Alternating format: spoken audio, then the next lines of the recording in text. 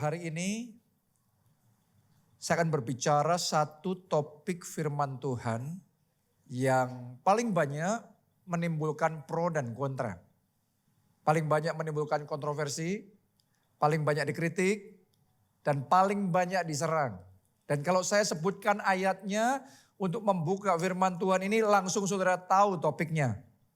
Maleakhi 3 ayatnya yang ke-10. Kira-kira topiknya apa?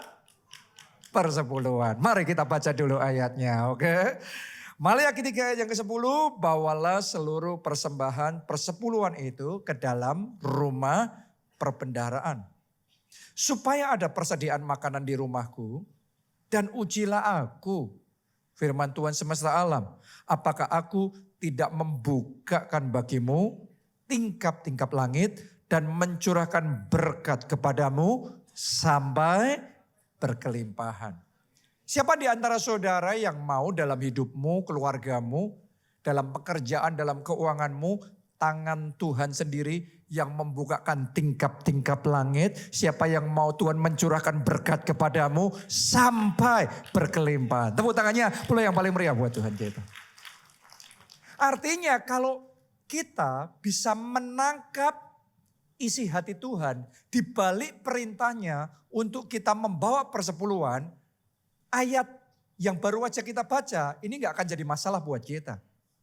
Karena kita ngerti ketika Tuhan memberi kita sebuah perintah untuk melakukan sesuatu, tidak mungkin Tuhan mau merugikan kita. Tidak mungkin Tuhan mau ngambil sesuatu dari kita. Itu semata-mata hanya karena Tuhan ingin mengerjakan rencananya dan mencurahkan kasih-Nya di dalam hidup kita. Amin. Beda kalau kita belum bisa nangkap isi hati Tuhan itu. Karena kita belum nangkap isi hati Tuhan di balik perintah ini. Yang kelihatan cuma perintahnya. Yang kelihatan cuma kita disuruh-suruh mengembalikan persepuluhan. Kita merasa ditekan. Kita merasa diwajibkan. Kita merasa diharuskan. Yang namanya perasaan orang diharus-haruskan, disuruh-suruh. Wajar kalau kita bereaksi negatif. Karena yang kita lihat cuma perintahnya. Kita gagal melihat isi hati Tuhan di balik perintah tersebut. Terlebih lagi kalau sampai kita pernah mengalami pengalaman-pengalaman buruk di masa lalu terkait dengan persepuluhan. Terkait dengan keuangan gereja. Terlebih lagi kalau saudara pernah ada di gereja yang keuangannya disalahgunakan. Terlebih lagi kalau saudara pernah berurusan dengan hamba Tuhan yang integritas finansialnya bermasalah. Kadang-kadang trauma-trauma seperti itu membuat hati kita jadi terluka, membuat kita jadi kecewa. Sehingga topik yang sama ini begitu muncul kita sudah anti dulu. Sama halnya seperti kayak tangan kita. Kalau tangan saya normal, Anda pegang ya biasa aja. Tapi kalau tangan saya jatuh, terluka parah, terus kemudian Anda pegang, kira-kira reaksi saya gimana? Langsung saya akan ngomong, jangan pegang, aduh gitu, benar apa tidak? Ya kenapa? Karena saya dalam keadaan yang lebih sensitif, karena saya sedang terluka. Sama halnya dengan firman Tuhan tentang persepuluhan ini. Kalau kita gak ada apa-apa, mungkin gak ada trauma sebelumnya, hati kita netral, pikiran kita netral, wong Tuhan maksudnya mau membukakan tingkap-tingkap langit. Wong Tuhan mau maksudnya mencurahkan berkat kepadamu sampai berkelimpahan. Maka kita akan excited. Kita akan bersyukur, kita akan ngomong thank you Tuhan. Tuhan baik, Tuhan yang luar biasa. Tapi kalau kita sudah punya trauma sebelumnya, kita punya pemikiran yang lain sebelumnya, maka ketika firman yang sama, ini firman Tuhan loh, bukan diambilin dari kitab orang lain loh. Ini Alkitab sendiri saudaraku. Tapi kalau ada sesuatu yang belum dibereskan, maka seolah-olah kayak ada penolakan di dalam hati kita. Sama halnya misalnya kayak orang yang dulu pernah terluka ketika terlibat dalam pelayanan. Padahal yang namanya melayani itu baik, melayani itu Tuhan perintahkan, melayani itu hidup kita jadi berkat. Tapi kalau hati kita sudah terluka karena kita pernah pelayanan dan kita dikecewakan, kali berikutnya kita didorong untuk terlibat di dalam pelayanan, seolah-olah kita sudah nolak dulu tuh. Benar enggak? Bukan karena pelayanan jelek, tapi karena trauma, tapi karena hati yang terluka, hati yang kecewa, yang perlu untuk dipulihkan. Doa saya melalui firman Tuhan hari ini, Roh Kudus menjamah hati setiap kita. Roh Kudus membawa pemulihan dan kesembuhan terjadi. Roh Kudus memerdekakan kita. Dan doa saya mulai hari ini tingkap langit terbuka. Dan berkat Tuhan tercurah sampai berkelimpahan. Financial wonders, keajaiban di dalam bidang finansial terjadi di dalam kehidupan kita. Itu yang Tuhan maksudkan di dalam Maleaki yang baru aja kita baca tadi. Nah, Anda harus tahu bahwa ketika saya menyebutkan Maleaki 3 tadi, langsung Anda semua ngerti kita akan bicara tentang persepuluhan. Akan tetapi sebenarnya kalau Anda benar-benar baca the whole book of Maleaki, seluruh kitab Maleaki, maka Anda akan mengerti bahwa bicara tentang persepuluhan, bicara tentang keuangan, itu hanya secuil. Karena sebenarnya kitab Maleaki itu Tuhan bicara kepada umatnya yang mengalami kemunduran rohani. Umatnya yang lagi sedang mengalami kemerosotan besar-besaran di dalam hubungan mereka sama Tuhan.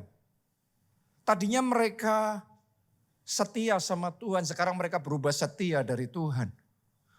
Imamnya ngacau-ngacau, ibadahnya gak karu-karuan, keluarga-keluarga dari umatnya hancur-hancuran. Moralnya turun drastis dan mereka nggak setia sama Tuhan. Mereka nggak komit sama perjanjiannya dengan Tuhan. Karena itu Tuhan negur mereka. Kita baca ya di Maleaki 3 ayat yang ke-8. Nah, ayat ini satu lagi ayat yang paling banyak disalahpahami oleh orang Kristen. Saya bacakan buat saudara. Bolehkah manusia menipu Allah? Namun kamu menipu aku, tetapi kamu berkata dengan cara bagaimanakah kami menipu engkau? Terus Tuhan menjawab mengenai persembahan persepuluhan dan persembahan khusus. Banyak orang tersinggung dengan ayat ini, banyak orang salah paham dengan ayat ini. Karena ayat ini seolah-olah kayak Tuhan lagi marah sama kita. Apalagi kalau baca di dalam Alkitab versi bahasa Inggris, King James Version. Kata menipu di sana itu dipakai kata rob. Rob itu apa? Merampok. Waktu orang dengar itu protes. Kok saya dikatain merampok Tuhan? Apanya yang saya rampok? No. Saya mau ngomong sama saudara. Ketika firman Tuhan bicara seperti ini, Tuhan itu enggak lagi sedang marah sama kita. Tapi Tuhan itu lagi sedih ngelihat keadaan umatnya, ngelihat keadaan anak-anaknya. Sama seperti kita kalau sudah jadi orang tua dan kita punya anak-anak, saya yakin sebagai orang tua kita sayang sama anak kita. Sebagai orang tua kita mengasihi anak-anak kita. Dan sebagai orang tua kita mau yang terbaik buat anak-anak kita. Karena itu kita akan ngomong mereka lakukan ini, lakukan ini. Jangan lakukan ini, jangan lakukan ini. Supaya apa? Supaya mereka itu hidupnya baik, jangan sampai celaka. Tapi supaya mereka itu bisa sukses, mereka bisa membangun keluarga yang bahagia, benar? Mereka bisa punya masa depan yang baik. Itu keinginan orang tua yang normal, saudaraku ya. Tapi kadang-kadang orang tua, sebagai orang tua kita sudah ngomong seperti itu. Kita pengen yang terbaik buat anak-anak kita. Belum tentu anak-anak kita langsung nerima. Belum tentu langsung ditangkap. Dan belum tentu akan dilakukan. Kita suruh ini belum tentu akan dilakukan. Dia gak tertarik, dia gak suka itu. Dan sayang banget ini kesempatan di depan mata. Ini kalau kamu lakukan, ini akan membawa kamu maju. Dia gak mau, sayang banget, sedih banget. Seperti itulah hati Tuhan. Ketika Tuhan ngelihat keadaannya umatnya di zaman Maleaki, Tuhan tuh sedih. Karena mereka ngalami hal yang seperti itu. Jadi ketika Tuhan menegur umatnya, sadarilah bahwa persepuluhan itu bukan urusan hartanya. Tetapi lebih Tuhan sedang berurusan dengan hati umatnya. Judul khotbah hari ini adalah hatinya bukan hartanya. Saya mau ngomong sama saudara, persepuluhan Tuhan tidak ngejar uang saudara. Persepuluhan Tuhan tidak mengejar harta saudara. Melalui persepuluhan Tuhan mau bawa saudara mendekat kepada Dia. Melalui persepuluhan Tuhan mau menggenapkan rencananya dalam hidup saudara. Melalui persepuluhan Tuhan mau mengerjakan financial wonder dalam hidup saudara. Melalui persepuluhan Tuhan mau covenant-nya dibangun kembali, perjanjiannya dikuatkan dan diteguhkan kembali. Melalui persepuluhan Tuhan mau hubungan pribadi kita tambah hari, tambah kuat. Kita tambah cinta Tuhan lebih dari segalanya. Tepuk tangannya pula yang paling meriah buat Tuhan kita. Amin. Dan satu hal yang kita harus pahami, persepuluhan itu tidak dimulai dari hukum Taurat. Karena banyak orang di zaman sekarang kalau ngomongan sama teman-temannya di luar sana, atau Anda ngelihat konten-konten di internet tentang persepuluhan, sebagian ada yang ngomong bahwa ngapain persepuluhan? Kan persepuluhan hukum Taurat. Dan sekarang hukum Taurat sudah digenapi. Berarti sudah selesai. Kita nggak perlu persepuluhan. Saya mau ngomong sama saudara, itu statement benar dan salah. Persepuluhan memang ada di dalam hukum Taurat. Tapi sebelum hukum Taurat ada, persepuluhan ratusan tahun, 500 sampai 700 tahun sebelum hukum Taurat Tuhan kasih sama Musa, persepuluhan sudah dilakukan oleh anak-anak Tuhan. Oke, itu sebabnya ketika persepuluhan tercatat di dalam hukum Taurat, setelah sekian lamanya hukum Taurat tergenapi, hukum Taurat sudah berhenti, persepuluhan tidak berhenti. Karena persepuluhan itu dimulai sebelum hukum Taurat. Sama halnya di dalam rumah kita, kalau kita orang tua, kita sayang sama anak-anak kita, kita kepengen ngasih yang terbaik buat anak-anak kita. Dan di antara anak-anak kita ada yang berinisiatif, ada yang sayang sama kita. Dan tanpa diminta, mereka ikut bantu bersih-bersih rumah. Tanpa perintah itu. Tanpa disuruh orang tuanya. Itu inisiatif dari anaknya sendiri. Saya mau tanya sama saudara. Kira-kira orang tuanya hatinya seneng apa enggak? Seneng. Wah, anakku yang satu ini tahu budi banget nih. Karena itu kita sebagai orang tua sayang semua anak kita. Tapi buat anak yang inisiatif kayak gitu. Anak yang tanpa perintah bisa ngelakukan kayak gitu. Kita ini seneng. Itu sebelum perintah. Dan karena kita seneng, kita ngomong sama anak-anak yang lain. Coba belajar dari kakak. Belajar dari koko ngelakuin yang seperti itu. Mulai disarankan, mulai dinasehatkan, mulai diarahkan, mulai diperkatakan. Saya yakinkan saudara, buat kakaknya ini, mau itu diperintahkan atau tidak perintahkan, mau itu dibuat aturan tertulis atau tidak, tanpa diminta pun dia sudah melakukannya. Karena memang dia sayang sama orang tuanya, karena dia punya kerinduan untuk melakukan yang terbaik buat keluarganya. Sama halnya seperti itu kita sama Tuhan, persepuluhan di mata Tuhan. Dalam Alkitab saudaraku, persepuluhan pertama kali secara khusus disebut itu di zamannya Abraham. Oke, jadi bukan di zamannya Musa nih. Tadi saya sudah ngomong ratusan tahun sebelum hukum Taurat ada. Ayo kita baca Kejadian 14 ayatnya yang ke-18 sampai 20. Melkisedek, Raja Salem membawa roti dan anggur. Ia seorang imam Allah yang maha tinggi. Tahukah saudara Melkisedek ini nama Yesus Kristus dalam perjanjian lama. Ya, jadi makanya Yesus waktu ada di perjanjian baru dia ngomong sebelum Abraham ada aku ada. Nih Melkisedek ini.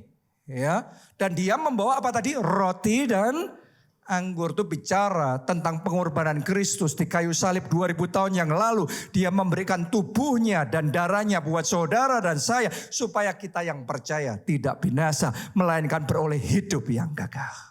Karena itu setiap kali kita perjamuan kudus. Yang kita angkat apa? Roti dan anggur. Makanya Yesus Kristus keimamannya menurut peraturan Melkisedek. Ya sekarang kita lihat nih, ini pertama kali disebut nih di dalam perjanjian lama ini. Ayat 19.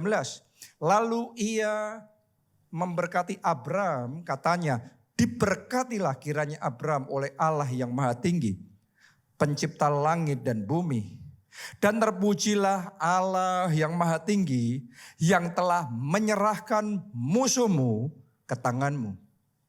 Oke, nah lihat ini kalimat berikutnya.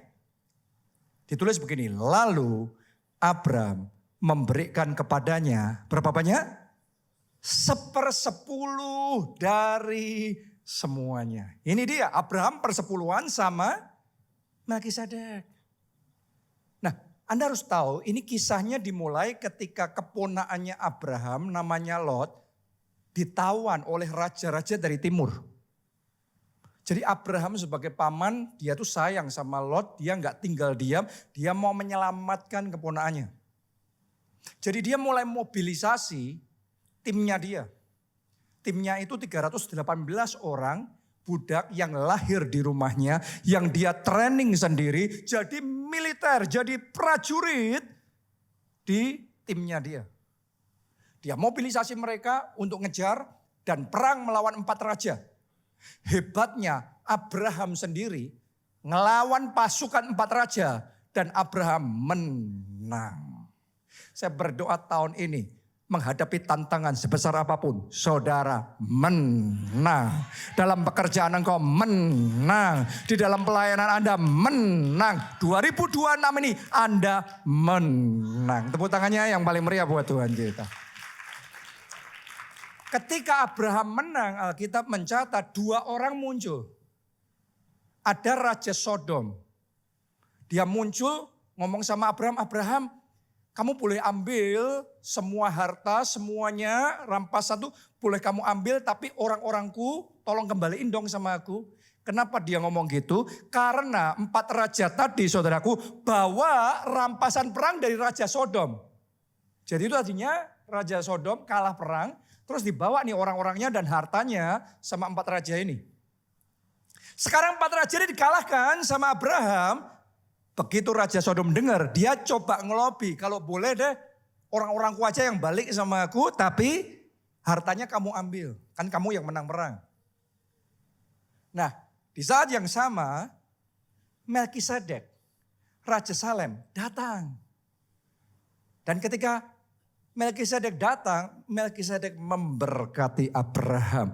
Melkisedek berkata, diberkatilah Tuhan Allah yang maha tinggi, yang telah memberikan kemenangan kepadamu, yang telah menyerahkan musuh-musuhmu kepadamu. Coba Anda renungkan ini. Abraham ketika perang melawan 4 raja, dia pasti menggunakan strategi yang jitu, punya rencana yang hebat. Dia mobilisasi pasukannya, dia mentraining mereka dengan hebat. Dan dia menang secara manusia, yang menang Abraham. Tapi sekarang Melkisedek datang, terpujilah nama Allah yang maha tinggi. Dia yang memberi kemenangan kepadamu. Hebatnya Abraham ketika mendengar firman Tuhan disampaikan bahwa yang membuat dia menang adalah Tuhan. Yang membuat dia bisa mengalahkan musuhnya adalah Tuhan. Abraham percaya. Abraham mengakui dia menang bukan karena dirinya, dia menang karena Tuhan. Dia bisa maju bukan karena kehebatannya dan kepandaian, dia maju karena Tuhan. Dan karena dia mengakui Tuhan sumber kemenangan, karena Abraham mengakui Tuhan sumber berkat di dalam hidupnya, dicatat dalam ayat tadi, maka Abraham memberikan 1/10 dari semuanya. Jadi persepuluhannya Abraham itu sebelum hukum Taurat, sebelum ada perintah, sebelum disuruh Tuhan. Gak ada kaitannya dengan kewajiban. Itu adalah hati orang yang bisa melihat, aku mampu karena Tuhan. Semua yang ada dalam hidupku daripada Tuhan. Tuhan sumber kehidupan, Tuhan sumber segalanya dalam hidupku. Karena itu aku mengembalikan 1/10 dari semuanya bagi Tuhan. Tepuk tangannya jangan separuh-separuh, yang paling meriah buat Tuhan yang memberikan yang terbaik buat saudara dan saya. Dan Bapak Abraham, dia Bapak orang percaya. Doa saya, Anda dan saya sebagai anak-anaknya, mari kita teladani teladan iman dari Abraham. Amin. Hari ini saya ingin ajak saudara untuk ngomong sama Tuhan, Tuhan, kalau aku mampu bukan karena aku. Kalau aku mampu semuanya karena Tuhan. Tuhan yang memberkati aku. Tuhan yang menyertai aku. Tuhan yang memberikan hikmat sehingga aku kepikiran ide seperti itu. Tuhan yang memberikan kesehatan kepadaku. Tuhan yang memberikan nafas. Sampai hari ini aku masih bernafas. Karena Tuhan. Tuhan yang ngasih semua anggota, semua organ-organ di dalam tubuhku ini. Semuanya dari Tuhan. Hari ini saya ingin ajak saudara untuk menyadari bahwa buat Abraham dia melakukan itu bukan terpaksa. Dia melakukan itu bukan diwajibkan. Dia melakukan itu karena pengakuannya Tuhan adalah andalan. Tuhan adalah yang terutama dan yang pertama di dalam kehidupannya. Itu aja. Itu Abraham. Contoh yang kedua di dalam Alkitab yang kita bisa lihat adalah Yakub. Yakub ini juga dicatat dia mengembalikan persepuluhan kepada Tuhan. Jadi ceritanya pada waktu itu Yakub lagi di titik terendah dalam hidupnya gara-gara mau dibunuh sama Esau. Padahal Yakub ini pintar banget nih orangnya. Sejak kecil akalnya sudah cerdas sekali nih. Dan dia pakai akal mengakali untuk mendapatkan yang dia mau. Pernah sebelumnya dia ngakalin kokonya sendiri. Diajak barter. Dia ngasih semangkuk sup kacang merah supaya Esau ngasih hak kesulungan. Ya memang bodohnya Esau juga sih. Tapi itu agreement of both parties. Kesepakatan dua pihak jadi ya oke, no problem. Akhirnya mereka trade itu di situ. Cuma yang namanya orang ngakali, yang pertama mainnya di garis di zona abu-abu. Tapi setelah itu zona terlarang pun masuk juga. Dia ngakalinya sekarang main intriknya lebih naik level lagi. Dia nipu bapaknya sendiri. Bapaknya mau menyampaikan doa berkat kesulungan. Ya kepada Esau. Tapi kemudian Yakub bersekongkol dengan mamanya. Mengakali supaya dia bisa datang kepada bapaknya yang sudah nggak kelihatan matanya dan mengaku dirinya adalah Esau. Jadi dia main intrik nih dan dia dapat berkat kesulungan itu. Dia pikir wow ini hebat. Tapi gara-gara itu Esau ngamuk berat, marah, merasa ditipu, dikhianati. Dia mau bunuh Yakub. Yakub yang terancam melarikan diri. Dan yang dia bawa cuma baju yang menempel di tubuhnya. That's it, itu aja. Sekarang Yakub sadar, intrik yang dia pikir membuat dia naik, sekarang membawa dia sampai di titik terendah di dalam kehidupannya. He has nothing. Dia sudah gak punya apa-apa lagi. Itu di titik terendah dalam hidupnya. Dia tidur pun cuma bantalannya batu. Dia sudah nggak punya apa-apa. Tapi ternyata di titik terendah dalam hidupnya Tuhan tidak melepaskan dia. Di titik terendah dalam hidupnya Tuhan datang sama Yakub dan Tuhan mau menyertai Yakub kembali. Buat saudara saat ini yang sedang kehilangan segalanya seperti Yakub, lost it all. Mungkin Anda sekarang nggak punya apa-apa. Mungkin saudara sekarang dalam keadaan yang paling rendah di dalam hidup saudara. Saya yakinkan Anda tidak ditinggalkan oleh Tuhan. Anda tidak dibuang oleh Tuhan. Tuhan ingat saudara. Tuhan mau tolong saudara. Dan Tuhan mau pulihkan saudara kembali. Amin. Seperti Yakub pada waktu itu di titik terendah dalam hidupnya. Tuhan menampakkan diri kepadanya. Dalam mimpi. Mari kita baca di dalam Kejadian 28 ayat yang ke-15. Dan Tuhan ngomong begini nih. Sesungguhnya aku menyertai engkau dan aku akan melindungi engkau kemanapun engkau pergi. Buat saudara yang dalam keadaan seperti Yakub, tangkap firman Tuhan ini ya. Tahun ini Tuhan akan menyertai saudara dan Tuhan akan melindungi saudara kemanapun engkau pergi. Amin. Dan aku akan membawa engkau kembali ke negeri ini, sebab aku tidak akan meninggalkan engkau, melainkan tetap melakukan apa yang kujanjikan kepadamu. Ini janji yang dia terima pada waktu dia bermimpi. Bahkan dalam mimpi itu, Yakub juga melihat ada tangga naik sampai ke surga. Harusnya nggak mungkin nih, terlalu jauh nih. Itu artinya pintu gerbang surga terbuka. Tingkap langit terbuka. Sekarang akses Yakub sampai surga ada jalannya.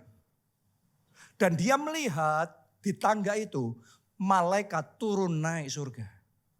Saya yakin itu malaikat yang diperintahkan Tuhan membawa berkat-berkat, membawa jawaban doa buat Yakub. Tuhan perintahkan datang.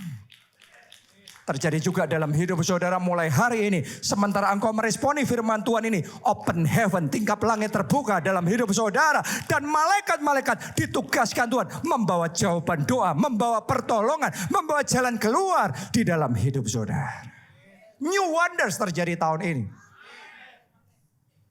Setelah dia mimpi itu, dia bangun esok paginya. Saya yakin dia merasa bergetar luar biasa. Itu adalah satu encounter dengan Tuhan, pengalaman perjumpaan pribadi yang tidak terlupakan dengan Tuhan. Dan dia merasakan Tuhan bicara kuat sekali di dalam kehidupannya. Dan karena itu, Yakub melakukan sesuatu yang luar biasa. Kita baca ya, ayat 20. Lalu bernasarlah Yakub, jika Allah akan menyertai dan melindungi aku di jalan yang kutempuh ini. Seperti janji Tuhan di mimpinya tadi. Memberikan kepadaku roti untuk dimakan dan pakaian untuk dipakai. Sehingga aku selamat kembali ke rumah ayahku. Maka Tuhan akan menjadi Allahku. Dan batu yang kudirikan sebagai tugu ini akan menjadi rumah Allah. Terus lihat ini saudaraku, janjinya Yakub sama Tuhan. Ini nasarnya nih. Dari segala sesuatu yang engkau berikan kepadaku akan selalu. Akan apa? Selalu kupersembahkan 1/10 kepadamu. Wow, kalau saya ngomong ini bukan persepuluhan orang kaya. Ini agak beda. Kalau tadi Abraham sudah dikasih kemenangan dulu, dapat rampasan banyak dari perang itu. Terus dia memberikan 1/10 dari semuanya yang sudah dia terima. Tapi Yakub belum menerima apa-apa. Dia baru dapat janji. Tapi dia belum dapat berkatnya, dia belum dapat kekayaannya, dia belum dapat hartanya dan lain sebagainya. Tetapi Yakub bernasar, dari semua yang kau berikan kepadaku, aku akan bawa 1/10 dari semuanya. Wow. Ini semua dilakukan tanpa hukum Taurat. Tanpa paksaan, tanpa disuruh Tuhan. Makanya ya hubungan, bicara persepuluhan itu benar-benar hubungan antara kita sama Bapak kita. Seperti Abraham, dia gak disuruh-suruh, gak diperintahin Tuhan. Itu inisiatif hati, makanya ngena di hatinya Tuhan. Doa saya, inisiatif hati saudara ngena di hatinya Tuhan.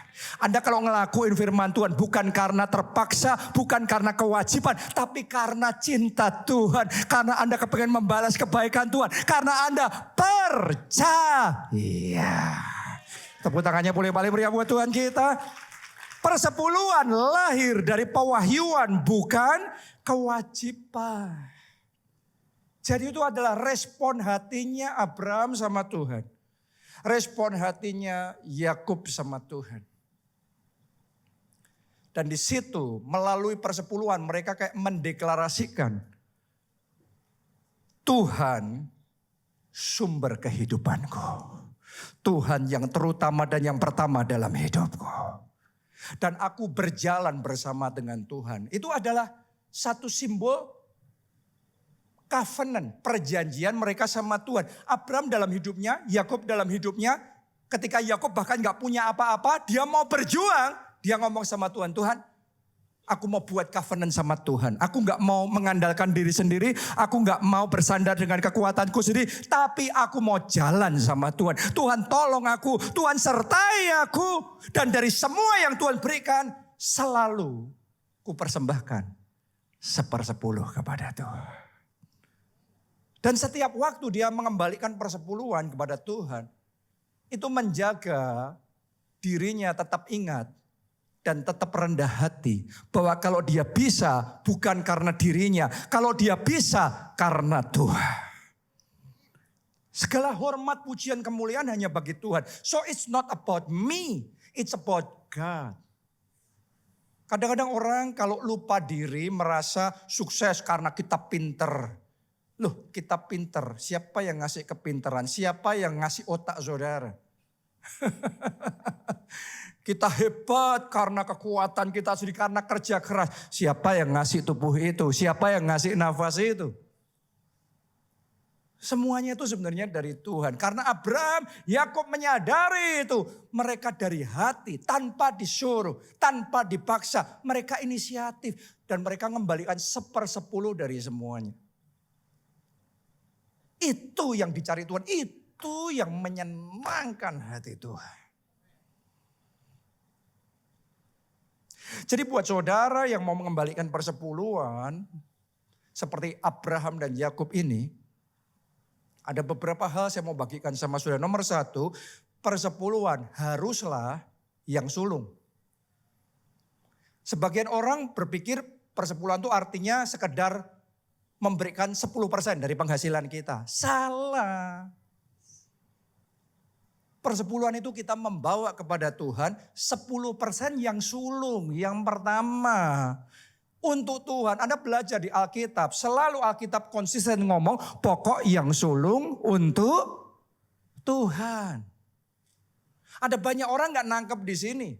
Sehingga ketika Tuhan memberkati kita dengan penghasilan itu. Pokok dipakai macam-macam semuanya dulu. Baru yang sisanya untuk Tuhan. Sorry saudaraku. Tuhan gak butuh sisamu.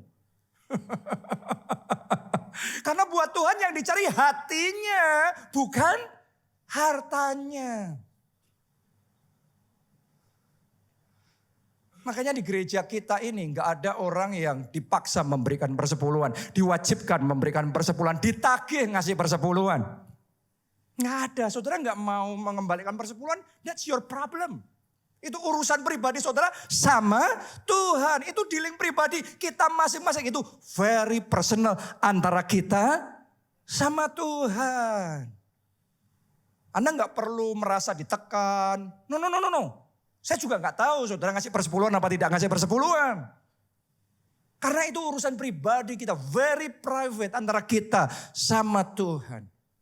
Jangan karena terus kita merasa dipaksa, terus kita bereaksi negatif, kita ngomong menentang 1/10, padahal 1/10 firman Tuhan. Malah keliru lagi sama Tuhan. Kalau belum mau, sudah keep it in your heart.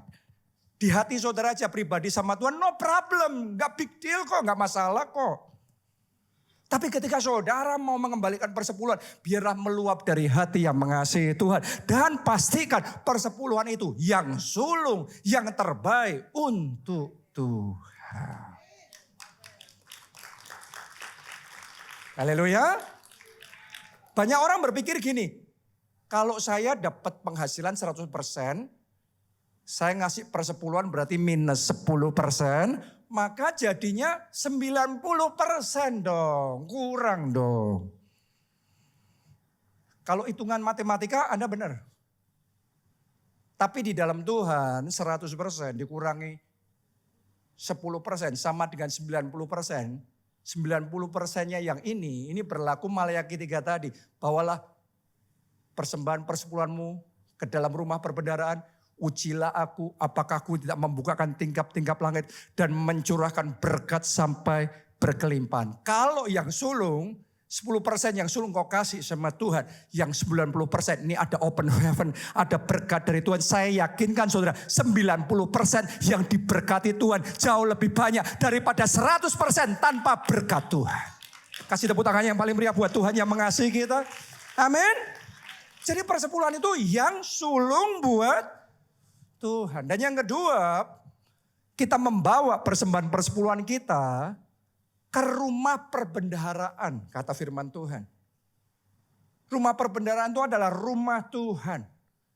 Itu adalah gereja di mana Tuhan menanam kita. Kita berakar, kita bergereja di situ. Kita bertumbuh di dalam kehidupan rohani kita. Kita menerima firman Tuhan. Iman kita hari demi hari semakin berkembang. Hubungan kita pribadi sama Tuhan hari demi hari semakin bertambah kuat. Di situ Tuhan perintahkan kamu membawa persembahan persepuluhan.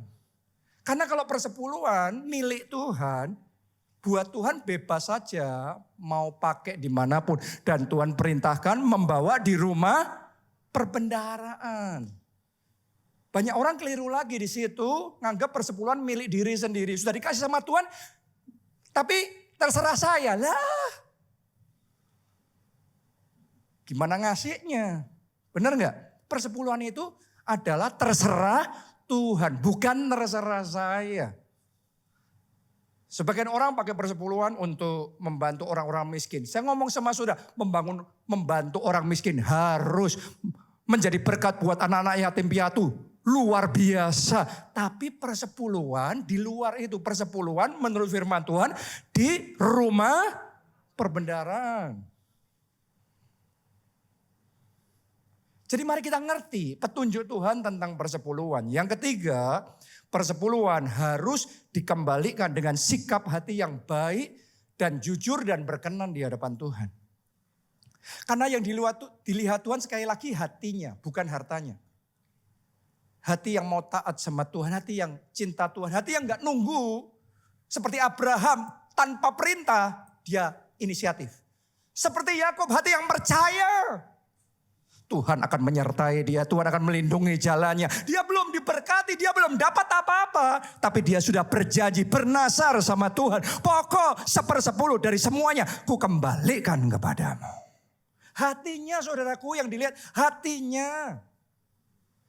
Jadi kalau ada orang yang terpaksa memberikan persepuluhan, lebih baik memang jangan. Karena persepuluhanmu pasti gak diterima Tuhan.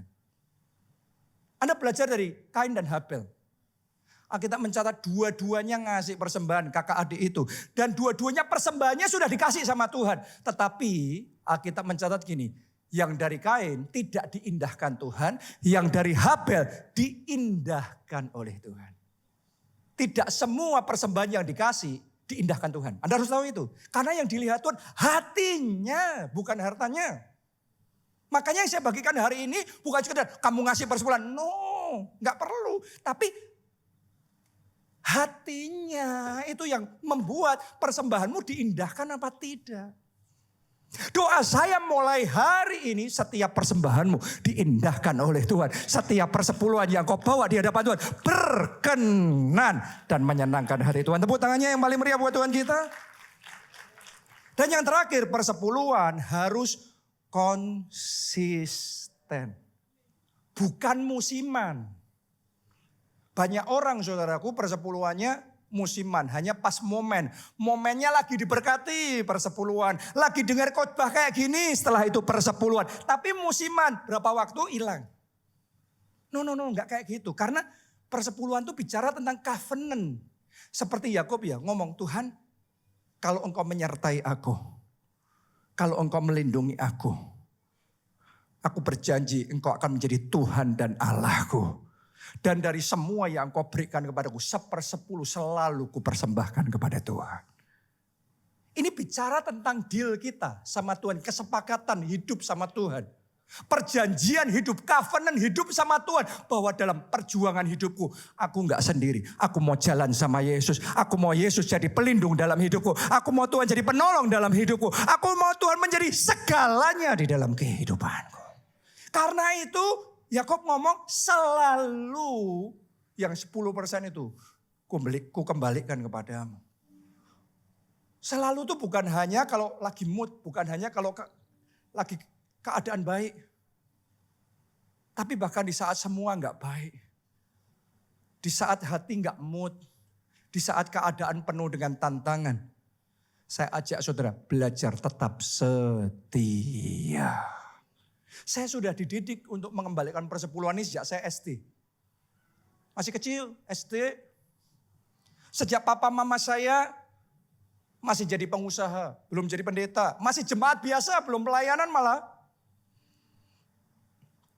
Tapi setiap uang saku yang saya terima, saya diajarin untuk mengembalikan persepuluhan. Dan sekarang sudah puluhan tahun saya mengembalikan persepuluhan.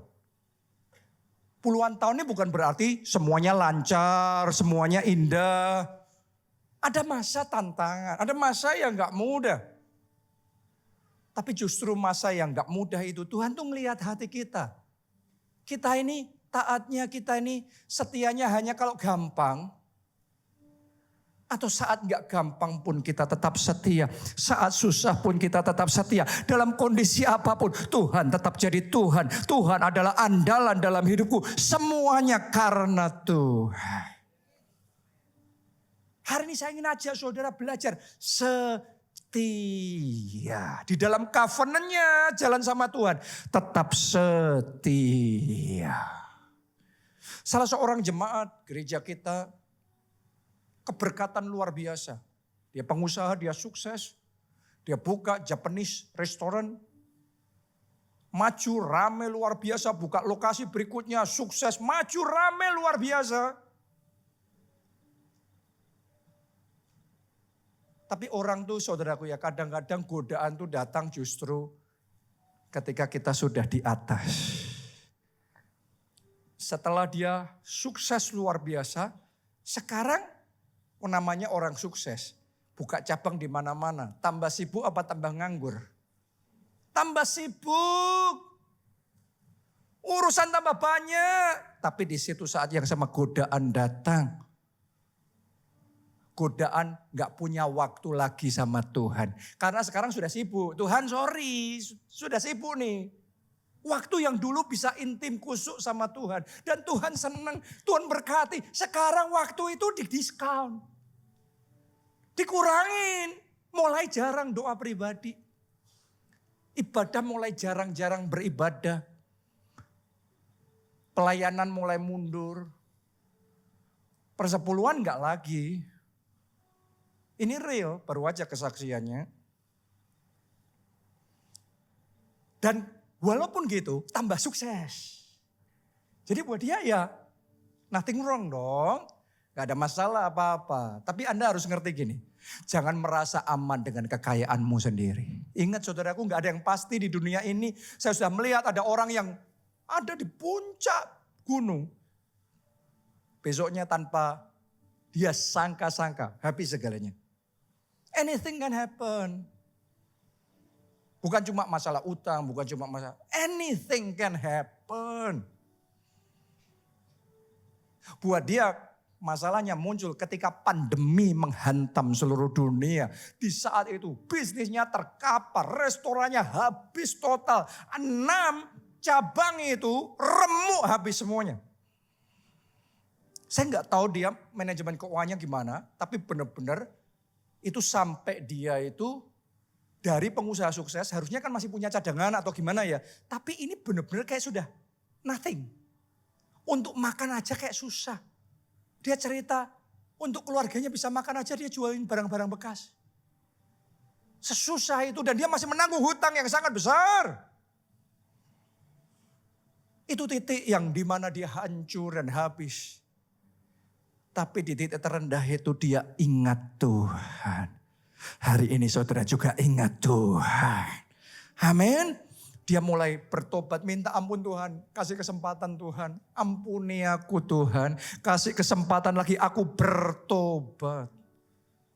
Dia mulai berdoa lagi. Utamakan Tuhan. Dalam keadaan masih nothing, dia ambil langkah iman, mulai melayani Tuhan. Terlibat lagi di dalam pelayanan, mulai beribadah dengan sungguh-sungguh lagi. Dan dia ngomong gini, dari semua yang Tuhan berikan, aku berjanji 1/10 yang pertama, yang sulung untuk Tuhan. Padahal waktu itu berkatnya masih kecil, penghasilannya dikit sekali. 100% aja pasti gak cukup. Apalagi persepuluhan, tinggal 10%, tinggal 90%, mana cukup. Jangan lupa saudaraku, 90% yang diberkati oleh Tuhan. 5 roti dan 2 ikan yang diberkati oleh Tuhan. Sanggup memberikan 5.000 orang makan kenyang. Dan masih sisa 12 bakul. Tuhanmu masih sanggup. Tepuk tangan yang paling meriah buat Tuhan kita. Tuhan mulai buka jalan buat dia. Dari 6 restoran yang tutup, 2 bisa dibuka lagi. Tapi yang 2 ini diberkati Tuhan. Saudara tahu nggak? Yang 2 ini yang diberkati Tuhan, dia bersaksi gini, Tuhan baik banget dalam bisnisnya, keuangannya nih. 2 restonya yang diberkati Tuhan ini menghasilkan jauh lebih banyak daripada 6 restonya dulu semuanya di masa jaya masih kalah dibandingkan 2 yang diberkati oleh Tuhan. Tepuk tangannya yang paling meriah buat Tuhan kita, hutangnya lunas. Dan dia siap untuk maju lebih dan lebih lagi. Berjalan bersama Tuhan. Tuhan ngelihat hatinya. Bukan hartanya. Anda boleh hancur semuanya. Nothing, gak ada apa-apanya. Tapi pastikan hatimu tertuju sama Tuhan. Pastikan hatimu bergantung sama Tuhan. Pastikan hatimu mengandalkan Tuhan. Jadikan Tuhan sumber pengharapan. Sumber pertolongan. Sumber berkat di dalam kehidupanmu. Engkau akan melihat kemuliaan Tuhan nyata. Siapa percaya? Siapa percaya? Ayo bangkit berdiri bersama-sama nyanyikan. Aku percaya pada firman-Mu. Aku melangkah dengan imanku, tetap setia pada perjanjian-Mu.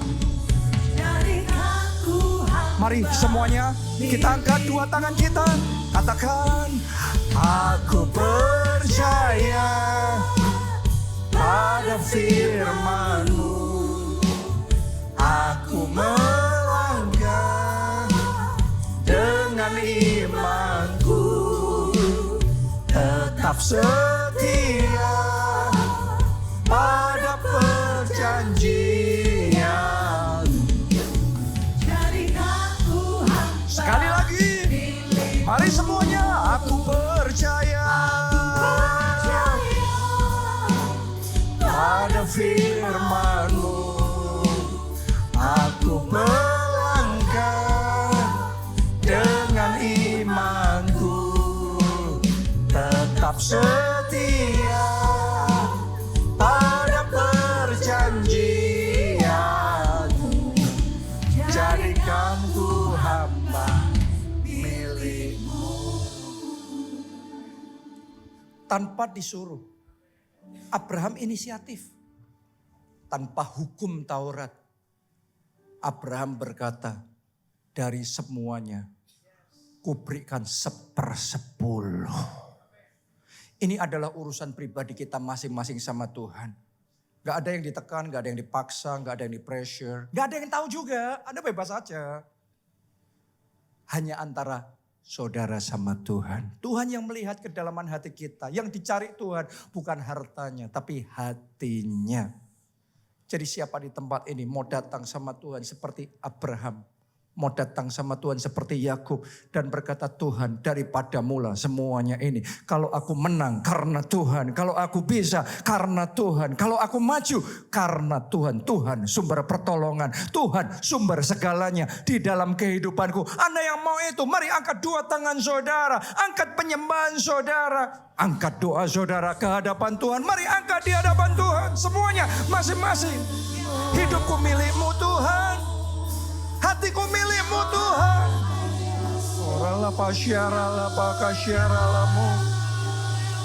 Ini hidup kami, ini keluarga kami. Seperti Abraham, seperti Yakub. Kami tahu, kami sadar sepenuhnya. Tuhan yang menyertai. Tuhan yang menolong, Tuhan yang melindungi kami, keluarga kami dalam penjagaan Tuhan. Tangan Tuhan yang memberkati, tangan Tuhan yang mengangkat hidup kami. Karena itu kami mau naikkan ucapan syukur. Kami cinta Tuhan lebih dari apapun, lebih dari segalanya, lebih dari emas, perak, dan permata. Kami cinta Tuhan, kami cinta Ini Tuhan komitmen hati. Kami mau belajar setia. Setia pada covenant. Setia pada perjanjian dengan Tuhan. Hidup jalan sama Tuhan.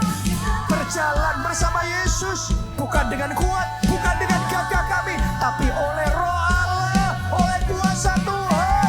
Tuhan saja. Only Jesus. Only Jesus. Ora takapasyara lama sikira lamu. Haleluya. Haleluya. Haleluya. Haleluya. Oh, terima kasih. Terima kasih ya Tuhan. Mari katakan bersama-sama. Aku percaya pada firman-Mu. Aku melangkah dengan iman-Ku. Amin. Tetap setia pada perjanjian-Mu. Jadikan ku hamba milik-Mu. Jemaat sendiri, mari jemaat saja. Aku percaya.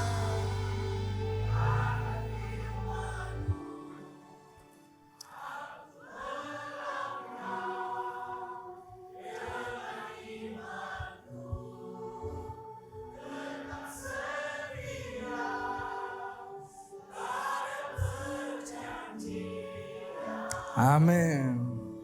Jadikan ku hamba. Mari yang terakhir ya, yang terbaik. Semuanya katakan. Aku percaya pada firman-Mu. Aku melangkah dengan iman-Ku. Tetap setia pada perjanjian-Mu. Jadikan ku hamba milik-Mu. Tetap setia pada perjanjian-Mu. Jadikan ku hamba milik-Mu. Tetap setia pada perjanjian-Mu. Jadikan ku hamba milik-Mu. Terima kasih.